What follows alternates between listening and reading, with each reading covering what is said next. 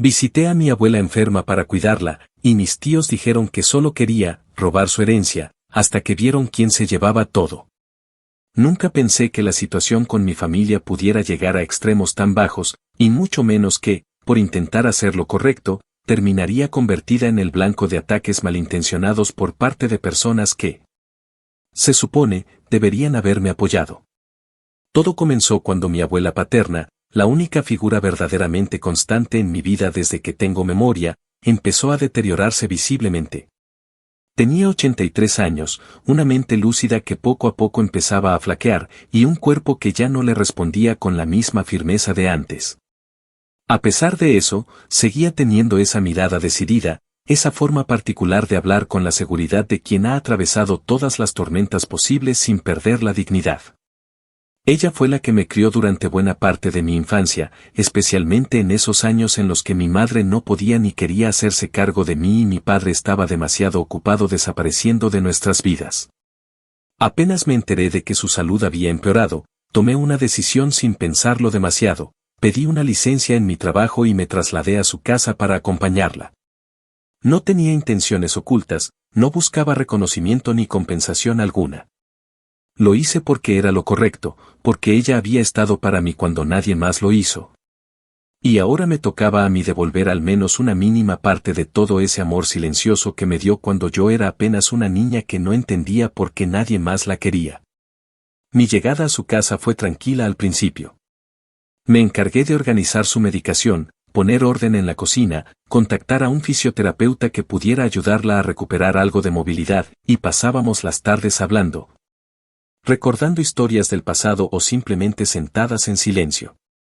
Fueron días íntimos, cargados de una ternura que para mí era sagrada. Sin embargo, no pasó mucho tiempo antes de que las primeras sombras empezaran a colarse por las grietas. Mis tíos, 3 en total, 2 hombres y una mujer, todos mayores que mi padre, comenzaron a llamar con una frecuencia sospechosa. Preguntaban cosas disfrazadas de preocupación, como si quisieran saber si la abuela estaba comiendo bien, si dormía lo suficiente, si tenía todo lo que necesitaba. Pero a mí no me engañaban. La forma en que formulaban sus preguntas, el tono ligeramente inquisitivo, incluso esa risa incómoda que soltaban después de cada frase, como si todo fuera un chiste privado entre ellos. Me dejaban claro que no confiaban en mis intenciones. Una tarde, uno de ellos, mi tío Joaquín, se atrevió a decirme que esperaba que yo no estuviera sacando provecho de la situación. Que ya se habían visto casos en los que una nieta se aprovecha del cariño de una abuela para quedarse con lo que no le corresponde. Lo dijo con una sonrisa cortante y una mirada que no dejaba lugar a interpretaciones. Yo me limité a responderle que no tenía nada que explicar, que lo único que me importaba era el bienestar de mi abuela y que si ellos tenían algún problema, estaban más que invitados a venir a cuidarla personalmente. Sabía que no lo harían. Hacía años que ninguno de los 3 pasaba más de un par de días en esa casa, siempre con excusas, que el trabajo, que los hijos, que el tráfico, que los compromisos. Mientras tanto, era mi abuela la que cargaba con el peso de su vejez en soledad, sin que ninguno de sus hijos pareciera tener el más mínimo interés real en ella. Pero no bastó con sus sospechas. Empezaron a llamarla directamente, a manipularla con preguntas que buscaban instalar la duda. Me di cuenta porque una noche la escuché preguntarse en voz baja si no estaría siendo una carga para mí. Me partió el alma escucharla decir eso.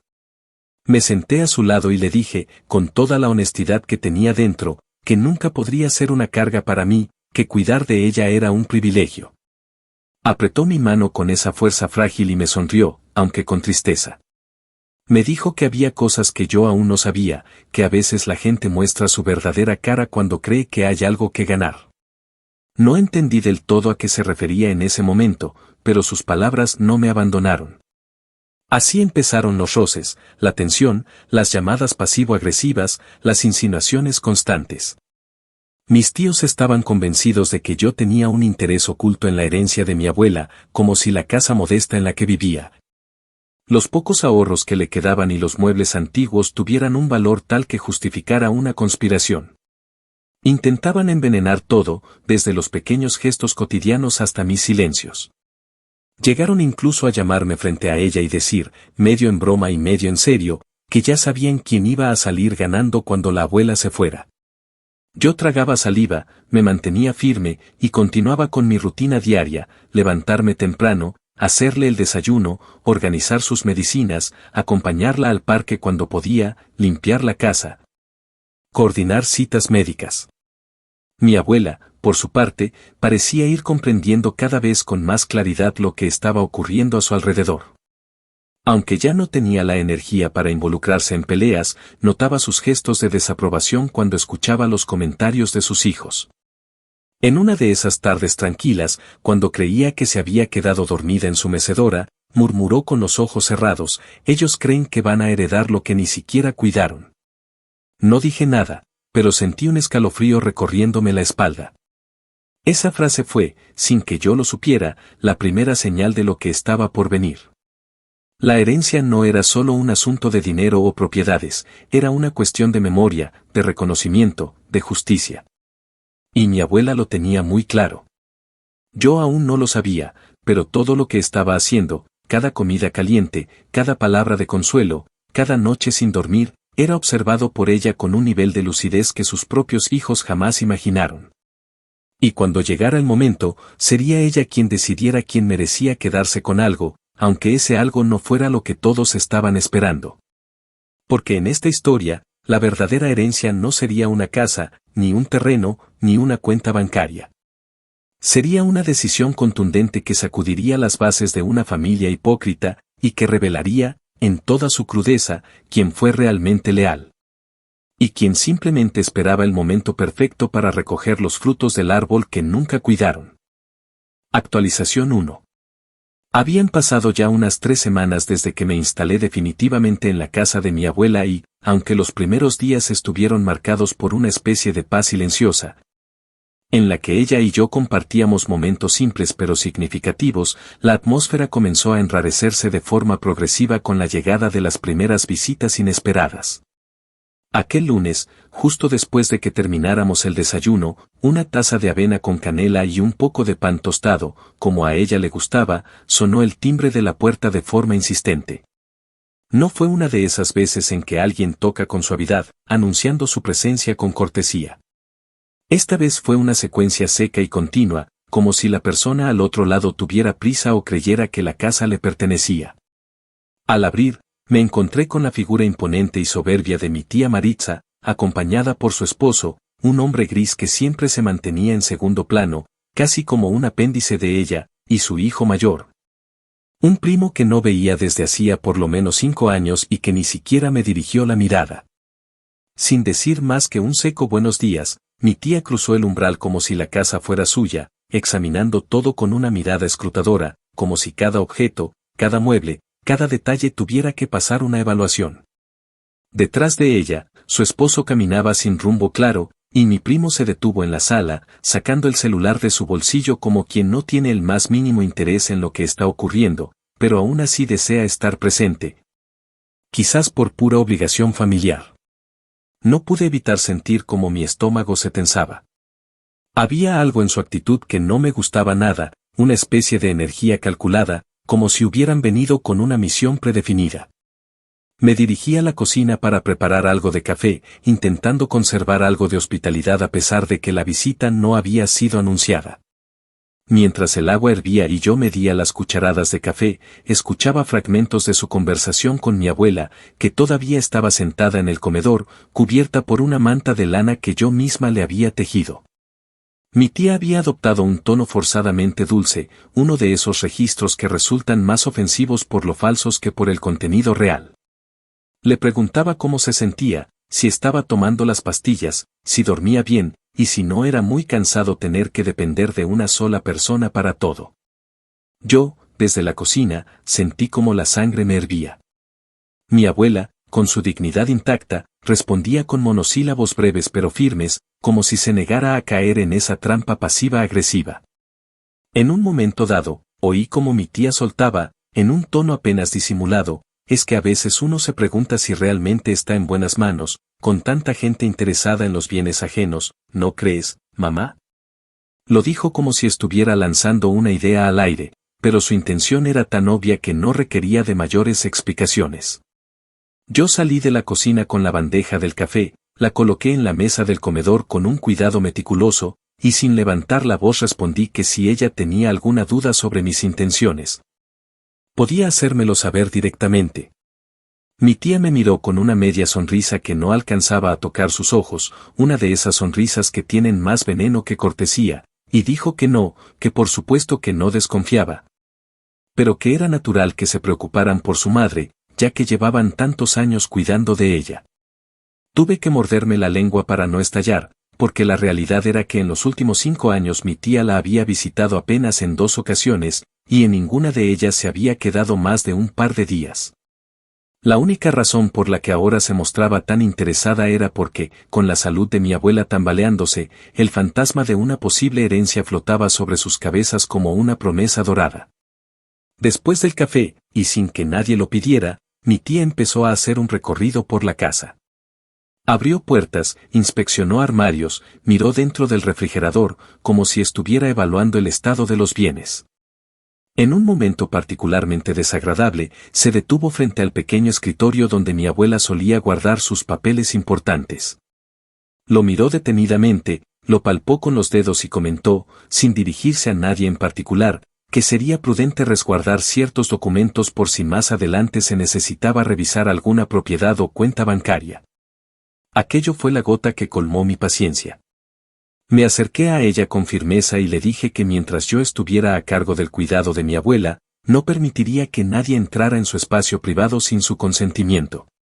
Mi tía se giró lentamente hacia mí y en lugar de discutir, soltó una frase cargada de condescendencia: «Ay, sobrina, no tienes por qué ponerte así, solo quiero asegurarme de que todo esté en orden. Nunca se sabe con estas cosas, ¿cierto?». Antes de irse, aún tuvo tiempo de lanzarme una última indirecta. Le dio un beso frío a mi abuela en la mejilla y le dijo: «Mamá, si en algún momento te sientes incómoda o notas que las cosas no están como antes, no dudes en llamarnos. A veces uno confía demasiado en quienes parecen más cercanos, y ya sabes cómo terminan esas historias».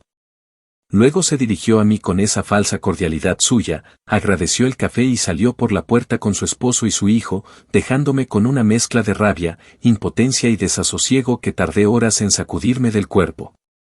Cuando finalmente me senté junto a mi abuela esa noche, ya con la casa en silencio, ella me miró con una tristeza infinita y me dijo, casi como un susurro: «No te preocupes, yo veo todo. Sé quién está aquí por mí, y quién solo espera que me vaya».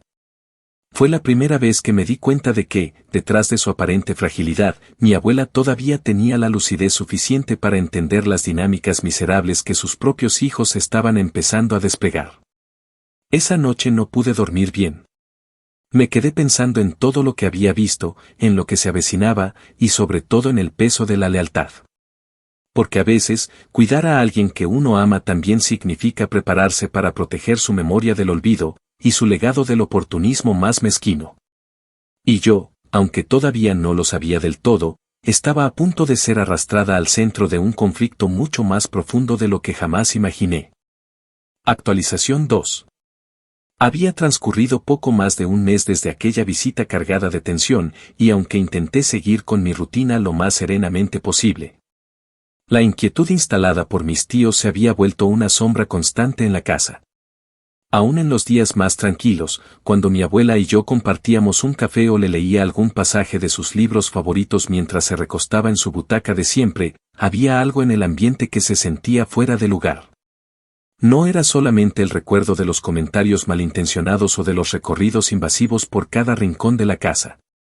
Era una sensación más profunda, como si ya se estuvieran moviendo hilos en silencio, como si los verdaderos conflictos apenas estuvieran tomando forma tras bastidores.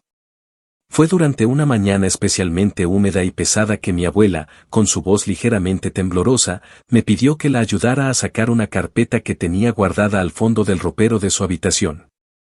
Era una carpeta gris, gruesa, con una cinta elástica gastada que apenas lograba mantenerla cerrada. Yo la tomé con delicadeza, preguntándole si deseaba que la abriera.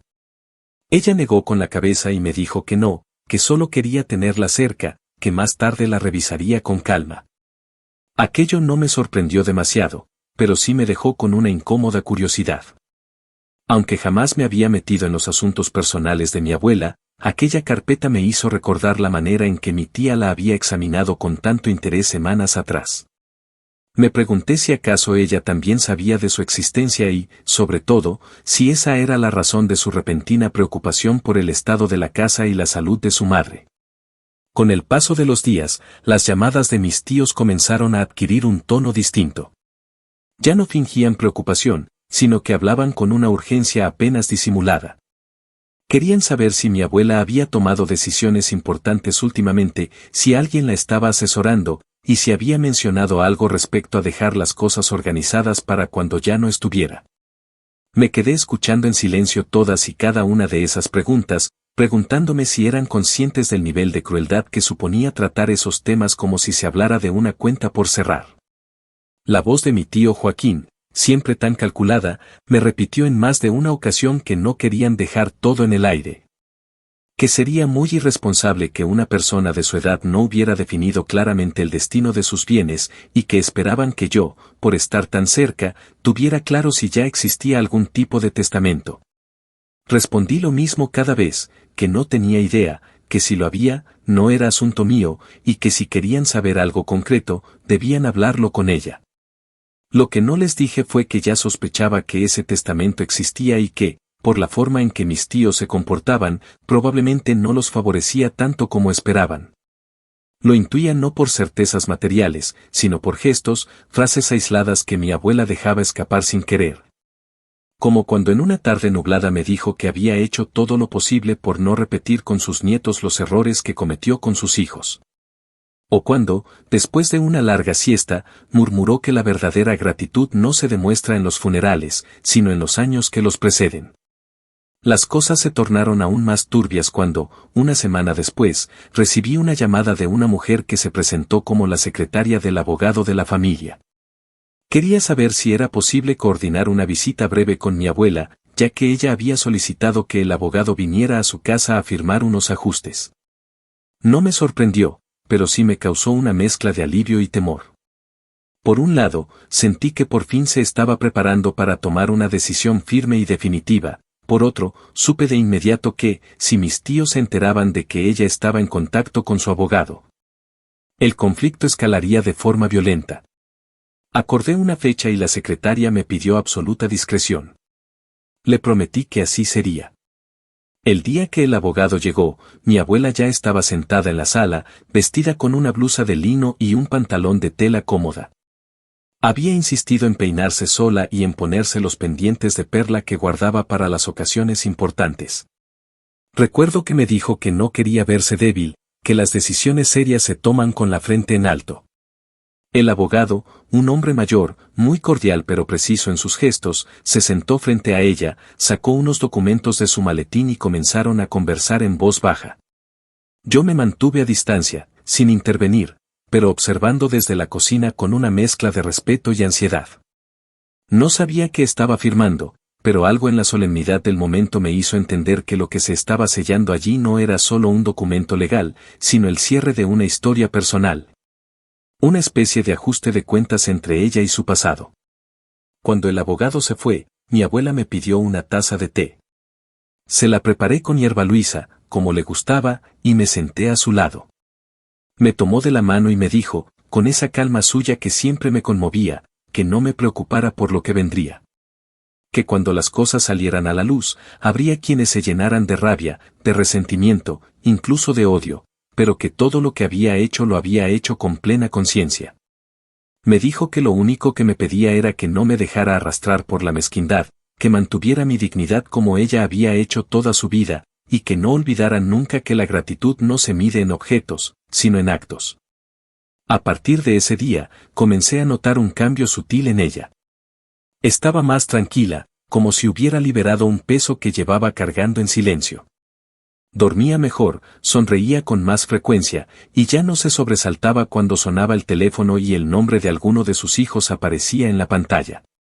Yo, por mi parte, me sentía dividida entre la necesidad de protegerla y el temor latente de lo que mis tíos podían llegar a hacer cuando descubrieran que las cosas no serían como esperaban. Porque si algo tenía claro, era que en esa familia, cuando el dinero entraba en la conversación, los lazos de sangre se convertían en cuerdas que solo servían para estrangular lo poco que quedaba de cariño genuino. Lo que ninguno de ellos sabía, y lo que yo misma apenas empezaba a comprender, era que mi abuela, silenciosamente, había empezado a escribir el acto final de su propia historia. Y lo haría con la misma firmeza con la que, años atrás, había enfrentado la muerte de su esposo, la pobreza, la maternidad sin apoyo y el juicio de una sociedad que no perdona a las mujeres que deciden ser fuertes por sí mismas. Lo que se avecinaba ya no era una disputa por bienes, sino una lección de carácter que ella les daría sin necesidad de levantar la voz. Porque mientras ellos pensaban en herencias, ella pensaba en legados. Y eso, aunque todavía no lo sabían, los iba a destruir por completo. Actualización 3. Habían transcurrido aproximadamente 6 semanas desde la visita del abogado, y aunque la casa se había mantenido en una calma casi sagrada desde entonces, algo en el ambiente comenzaba a mutar de forma imperceptible pero constante, como si la tensión, esa que había estado latente desde el principio, comenzara a espesarse en el aire, transformándose en una antesala inevitable a algo mayor. Mi abuela, por su parte, había retomado cierta vitalidad en sus gestos. No era un cambio físico dramático, por supuesto, pero sí una serenidad más profunda, una disposición distinta en su mirada, como si ya no sintiera el peso del pendiente que venía arrastrando desde hacía tiempo. Empezó a pasar más tiempo en el jardín, pidió que le trajera ciertos libros que tenía guardados en cajas, incluso me pidió que la acompañara a misa una mañana de domingo. Lo cual no hacía desde que su salud empezó a deteriorarse. Aquel domingo en particular resultó revelador.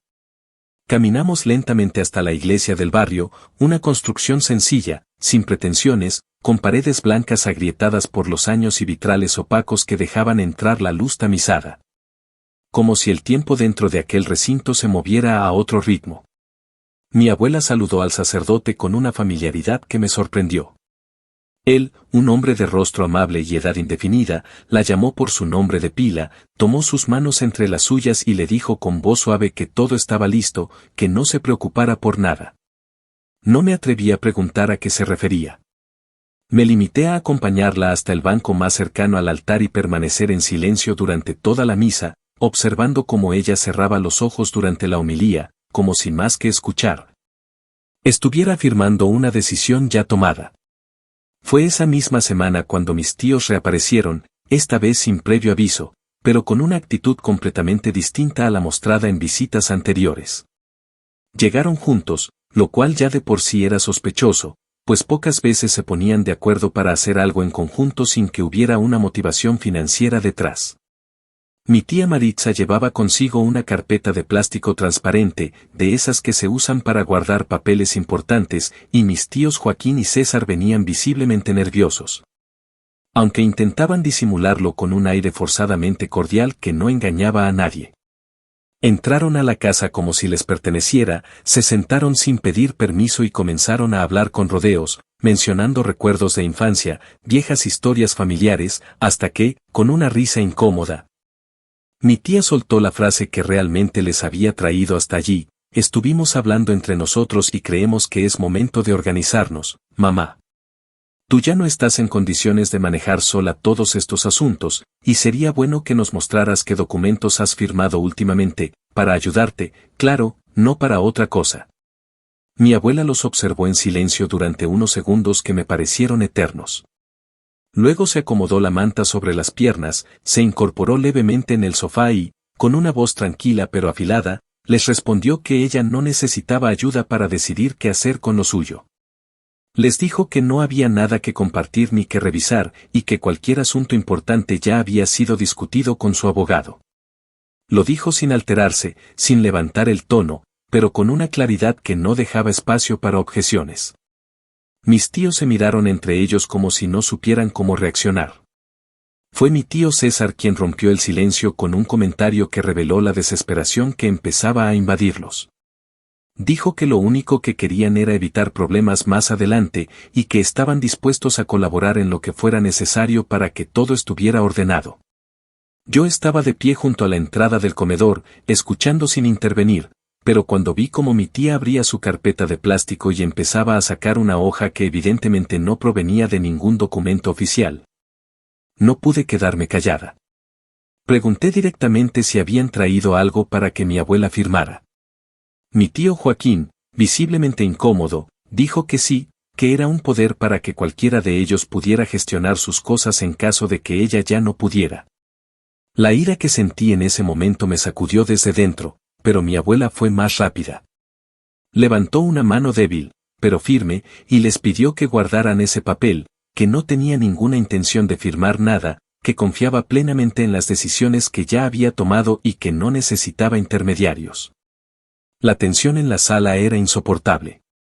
Mis tíos intentaron disfrazar su molestia con frases vagas, con insinuaciones disfrazadas de preocupación, pero finalmente, y al ver que no lograrían su objetivo, se levantaron y se marcharon con la promesa, o más bien la amenaza velada, de que volverían a hablar del tema más adelante. Esa noche, mientras acomodaba los cojines del sofá y preparaba la medicina nocturna de mi abuela, sentí por primera vez que estaba siendo arrastrada a un conflicto que iba más allá de lo emocional. No se trataba ya de cuidar a una persona querida. Se trataba de proteger su voluntad de una familia que, al verse excluida de lo que asumían como un derecho, era capaz de degradarse hasta niveles impensables.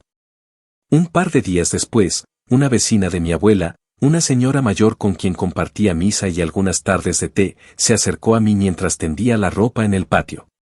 Me dijo, en voz baja, que había escuchado rumores en el barrio. Al parecer, mis tíos estaban diciendo que yo estaba manipulando a mi abuela, que le había llenado la cabeza de ideas, que incluso podría haberla inducido a donar su casa a terceros. La acusación me golpeó con más fuerza de la que esperaba, no por temor a lo que la gente pensara, sino porque eso significaba que mis tíos ya habían comenzado a preparar el terreno para desacreditar cualquier decisión que no los beneficiara. Estaban construyendo una narrativa para victimizarse, para presentarse como herederos legítimos que habían sido engañados por una nieta ambiciosa y sin escrúpulos. Esa misma noche, le conté a mi abuela lo que me había dicho la vecina. Ella asintió lentamente y me pidió que no me preocupara, que ya lo había previsto, y que su testamento no solo estaba firmado legalmente, sino que también había sido protocolizado ante notario con copia al sacerdote de la parroquia, para evitar que lo destruyeran o lo manipularan. Me miró con una expresión serena y me dijo que había tomado la decisión de donar la casa y parte de sus ahorros a la iglesia no por religiosidad ciega, sino por gratitud. Fue la comunidad parroquial quien la sostuvo cuando se quedó sola con 3 hijos pequeños y sin un centavo. Me explicó que, durante décadas, había ido acumulando una pequeña reserva con ese propósito, que quería cerrar su historia de la misma forma en que la comenzó, siendo fiel a quienes la ayudaron sin esperar nada a cambio. Lo que jamás imaginé fue que, en medio de todo aquello, también había pensado en mí. Me dijo que en el testamento había dejado una beca exclusivamente a mi nombre, para que pudiera estudiar o montar lo que quisiera, con total libertad, sin condiciones. Me explicó que no quería dejarme una casa ni objetos heredados, sino una herramienta para que pudiera construirme una vida por mis propios medios, del mismo modo en que ella se había forjado la suya sin depender de nadie. Lloré en silencio mientras ella hablaba, no por la beca en sí, sino porque entendí que mi abuela me había visto, realmente me había visto, más allá de la nieta que le sostenía la mano o le preparaba el desayuno. Había entendido mis luchas, mis esfuerzos, y había decidido apostar por mí como su legado más íntimo. A partir de ese momento, supe que mi papel en todo esto ya no era solo el de cuidadora. Era también el de guardiana de su voluntad, de su historia, y de su decisión de romper con la cadena de hipocresía que sus propios hijos representaban. Y aunque aún no lo sabían, mis tíos estaban a punto de enfrentarse a una verdad que los pondría en su lugar para siempre. Porque lo que ellos creían tener bajo control se les iba a escapar de las manos, y cuando ocurriera, no habría forma de retroceder. Actualización 4. Habían transcurrido 2 meses desde la última confrontación con mis tíos, y aunque la tensión seguía presente, ya no se manifestaba de manera abierta ni ruidosa, sino como una amenaza latente, constante, que flotaba sobre la casa como una nube baja e inmóvil. Durante ese tiempo, la salud de mi abuela fue decayendo poco a poco, no de forma abrupta, sino como quien va cerrando los ojos con lentitud. Al principio, pensé que se trataba simplemente del cansancio natural de los años, pero a medida que los días se volvían más fríos y el otoño comenzaba a teñir las hojas del patio trasero, su cuerpo empezó a enviar señales más claras de lo que estaba por venir. Se fatigaba con facilidad, su apetito disminuyó casi por completo, y a veces, mientras le hablaba, notaba cómo su mirada se perdía en un punto fijo del techo, como si estuviera hablando con alguien más. O tal vez con sus propios recuerdos. Durante las noches, el silencio de la casa se hacía más denso. Yo me mantenía en vela junto a su habitación, escuchando su respiración, que se había vuelto más irregular, más débil, como si cada inhalación fuera una negociación tensa entre la vida y el tiempo. Me negaba a admitirlo, pero en lo más profundo de mí sabía que se acercaba el final. Un día, mientras la ayudaba a peinarse, me pidió que no la llevara más al hospital, que no quería morir rodeada de tubos ni luces blancas, que prefería quedarse en su casa, con su ventana, sus libros y su jardín. Que esa era su manera de partir en paz. Me lo dijo sin lágrimas, sin dramatismos, con esa claridad que solo tienen las personas que han hecho las paces con la vida y, por tanto, también con la muerte. Acepté su deseo con el corazón roto, pero con la certeza de que estaba honrando su voluntad hasta el último instante. El desenlace llegó durante una madrugada tranquila. Yo había estado leyendo en el sillón del pasillo cuando escuché su voz llamarme, apenas un susurro. Entré a su cuarto y la encontré despierta, con la mirada lúcida pero con el rostro más pálido de lo habitual. Me pidió que me sentara a su lado, que le hablara un poco, que le contara cómo era la vida en la ciudad últimamente. Si seguía habiendo tráfico en las mañanas o si la panadería de la esquina todavía vendía los buñuelos calientes al amanecer. Hablamos durante media hora, quizás más. En un momento me tomó la mano con una fuerza inesperada y me dijo que todo estaba bien, que no me sintiera culpable por nada. Que había tomado sus decisiones con total libertad y que yo había hecho más por ella en esos últimos meses que cualquiera de sus hijos en décadas. Luego cerró los ojos, respiró con profundidad una vez, 2 veces, y simplemente no volvió a abrirlos. Me quedé sentada allí, inmóvil, sin poder llorar de inmediato. Lo que sentía no era una tristeza violenta ni desgarradora, sino una pena densa, infinita, como una marea silenciosa que empezaba a tragarse todo.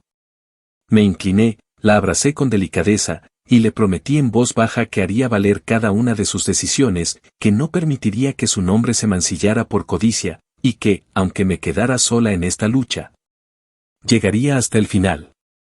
No quise llamar a nadie de inmediato. Me tomé el resto de la noche para limpiar la casa, ordenar sus cosas, colocarle su vestido favorito, uno azul con bordados que ella misma había reparado en más de una ocasión, y peinarle el cabello como a ella le gustaba. Solo al amanecer llamé al sacerdote y luego, como quien activa una cadena inevitable, contacté a mis tíos. La reacción de ellos fue, como había anticipado, un espectáculo de hipocresía cuidadosamente ensayada. Mi tía Maritza llegó llorando a gritos, abrazando a todo el que se le cruzara, repitiendo una y otra vez que no se lo esperaba, que no sabía que estaba tan mal. Cuando en realidad su última visita había sido para presionarla con un poder notarial. Mis tíos Joaquín y César se presentaron con rostros solemnes, hablando en susurros falsamente dolidos, murmurando frases del tipo al menos no sufrió o ya está descansando. Mientras intercambiaban miradas que no disimulaban lo más mínimo el cálculo que hacían en sus cabezas. Nadie preguntó qué necesitaba, ni siquiera se interesaron en cómo habían sido sus últimos días. Solo hablaban entre ellos, en voz baja, sobre organizar los papeles y ver cómo quedan las cosas. El funeral fue discreto, como ella había querido. Apenas algunos vecinos, el sacerdote, 2 amigas de la parroquia, y nosotros. Yo me mantuve en silencio, observando cómo todos intentaban construir una imagen de familia unida y dolida, cuando en realidad no eran más que 3 adultos frustrados que ya habían comenzado a hacer cuentas. La misa transcurrió sin incidentes, pero lo que vino después fue el verdadero inicio de la tormenta. Apenas pasaron 3 días del sepelio, cuando recibí una llamada de uno de los abogados de mi abuela. Me informó que se había programado la lectura oficial del testamento, a la cual todos los herederos debían asistir en la notaría de confianza que ella había elegido con anticipación. Me limité a tomar nota de la fecha y no dije nada a mis tíos. Sabía que de algún modo, ellos se enterarían, y así fue. El día de la lectura del testamento, llegaron puntuales, vestidos de negro otra vez, como si quisieran reforzar el papel de hijos ejemplares que habían cumplido con todos sus deberes. Yo fui la última en entrar a la sala, y al hacerlo sentí como las miradas de los tres se clavaban en mí con una mezcla de hostilidad y sospecha. El notario, un hombre mayor de rostro sereno, saludó a todos con formalidad y pidió que tomáramos asiento. Luego, sin más preámbulos, comenzó a leer el documento que mi abuela había firmado semanas antes. Lo que ocurrió en esa sala, durante los siguientes 30 minutos, fue la demolición lenta y meticulosa del castillo de ilusiones que mis tíos se habían construido durante años. Porque mi abuela no solo había dispuesto que la casa, esa casa que ellos ya consideraban parte de su patrimonio, fuera donada en su totalidad a la iglesia del barrio, sino que también había declarado de forma explícita que ninguno de sus hijos recibiría dinero, propiedades ni objetos personales, excepto por una carta escrita a mano en la que les explicaba, uno por uno, por qué había tomado esa decisión. Y como si eso no fuera suficiente, había dejado establecido que una porción de sus ahorros sería transferida directamente a una cuenta a mi nombre, no como herencia, sino como beca de independencia, con instrucciones claras de que ese dinero debía usarse exclusivamente para educación, emprendimiento o crecimiento profesional, bajo ninguna circunstancia para la adquisición de bienes materiales o pago de deudas ajenas.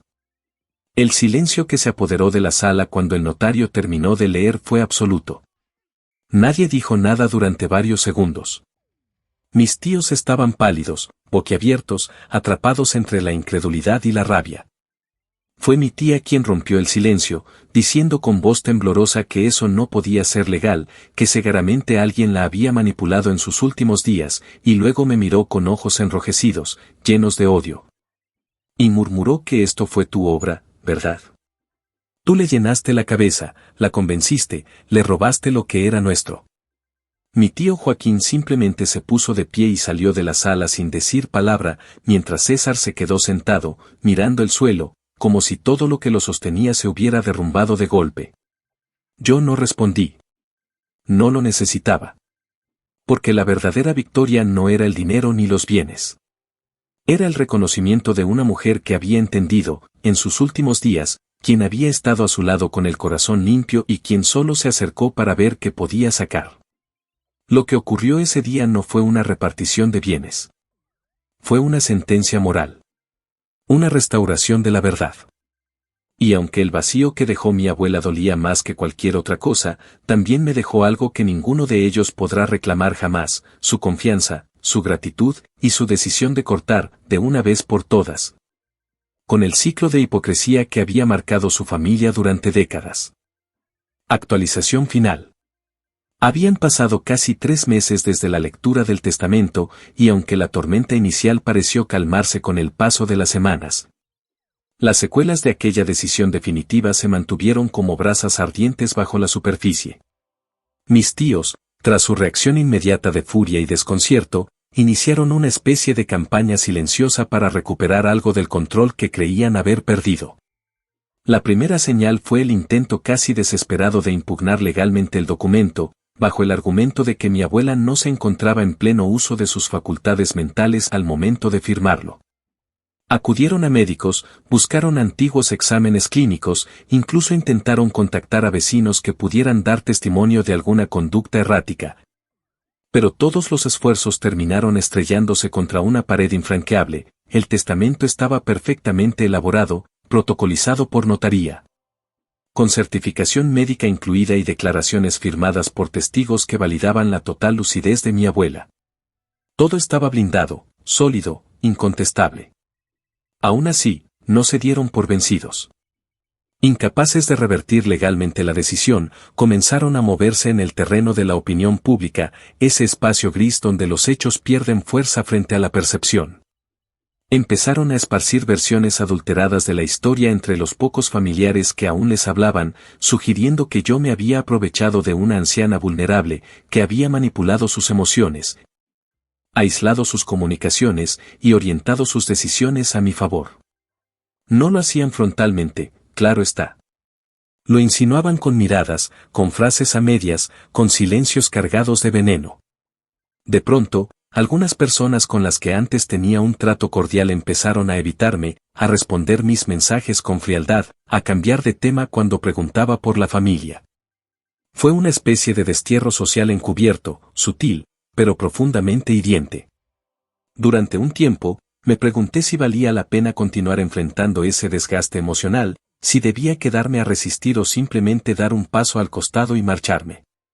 Pero entonces recordaba las palabras de mi abuela, aquella tarde en que firmó sus últimas decisiones: la gratitud no siempre trae consigo reconocimiento inmediato. A veces, la recompensa es simplemente saber que actuaste con integridad cuando otros eligieron la ambición. Esa frase, que parecía sencilla en su momento, se convirtió en un ancla para mí. Fue lo que me sostuvo mientras resistía los embates de la culpa impuesta, mientras recordaba que no debía justificarme ante quienes jamás quisieron escuchar. Ella sabía lo que hacía, y lo hizo con plena conciencia. Eso bastaba. Y, sin embargo, la vida, con su particular sentido del equilibrio, se encargó de que la verdad terminara imponiéndose por sí sola. Poco a poco, las grietas en el relato de mis tíos comenzaron a evidenciarse. Una vecina que los oyó despotricar con rabia durante una visita a la parroquia fue la primera en contar que ellos mismos habían admitido que nunca pensaron que el testamento fuera real. Que creyeron que podían convencerla en el último momento para firmar algo diferente. Otra persona, una antigua amiga de mi abuela que asistía regularmente a misa, reveló que durante los últimos meses ella había hablado abiertamente de sus planes y de su intención de dejar su casa a la iglesia. Como una forma de cerrar el ciclo que había comenzado décadas atrás cuando se quedó sola y fue acogida por la comunidad parroquial sin pedir nada a cambio. Todos esos pequeños testimonios comenzaron a formar una red silenciosa que fue desmantelando las mentiras, hilando de nuevo la verdad que ellos quisieron arrancar de raíz. En paralelo, yo empecé a utilizar el fondo que mi abuela había dejado a mi nombre. No como una venganza, ni como una exhibición de poder, sino como un acto de fidelidad a su visión. Me inscribí en un programa académico que había soñado por años y que siempre postergaba por motivos económicos. También comencé a trabajar en un proyecto pequeño, pero significativo, una iniciativa de apoyo a adultos mayores en situación de abandono, inspirada en la historia de mi abuela, que me permitió canalizar todo ese dolor y esa injusticia hacia algo tangible. Fue en ese proceso donde comprendí que la verdadera herencia que ella me había dejado no era económica, sino ética. Me había legado una forma de ver el mundo, una claridad de propósito que ningún juicio ni murmullo podía arrebatarme. Mis tíos, por su parte, se fueron disolviendo lentamente en el ruido. Sin herencia que disputar, sin argumento legal que sostener, y con la vergüenza creciente de verse expuestos ante quienes aún les daban crédito, optaron por el silencio. Ya no llamaban, no insistían, no enviaban cartas. Simplemente desaparecieron, como lo hacen quienes ya no tienen máscaras que sostener. Algunos dicen que se alejaron por dignidad, pero yo sé que lo hicieron porque no supieron cómo enfrentar el reflejo de su propia ruindad. La herencia que tanto codiciaron no solo les fue negada, sino que se convirtió en la prueba irrefutable de su mezquindad.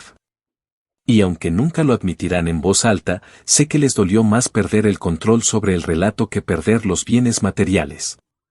Ahora, con el paso del tiempo, he logrado ver todo con una claridad distinta. Ya no me duele la traición ni me enoja la difamación. Lo que siento es una especie de paz melancólica, como la que llega después de una gran tormenta. He aprendido que hay batallas que no se ganan con gritos ni con juicios, sino con firmeza silenciosa. Que a veces, el acto más revolucionario es simplemente mantenerse fiel a los principios, incluso cuando todo alrededor intenta desdibujarlos. Y sobre todo, he entendido que la memoria de quienes amamos no se honra con monumentos ni con flores costosas, sino con decisiones coherentes, con actos cotidianos que prolongan su legado mucho después de su partida. Mi abuela fue, hasta el final, una mujer valiente. No por haber enfrentado a sus hijos, sino por haber defendido su derecho a decidir. Por no dejarse someter al chantaje emocional de quienes solo se acercaron cuando olieron la posibilidad de una ganancia. Y yo, aunque con miedo, con cansancio y en más de una ocasión sintiéndome sola, elegí estar a su lado. Elegí ser testigo y escudo de esa voluntad. Y por eso, ahora que el polvo se ha asentado y la casa ha vuelto al silencio, sé que hice lo correcto. Esa es la victoria que nadie puede arrebatarme. Esa es la herencia que de verdad vale.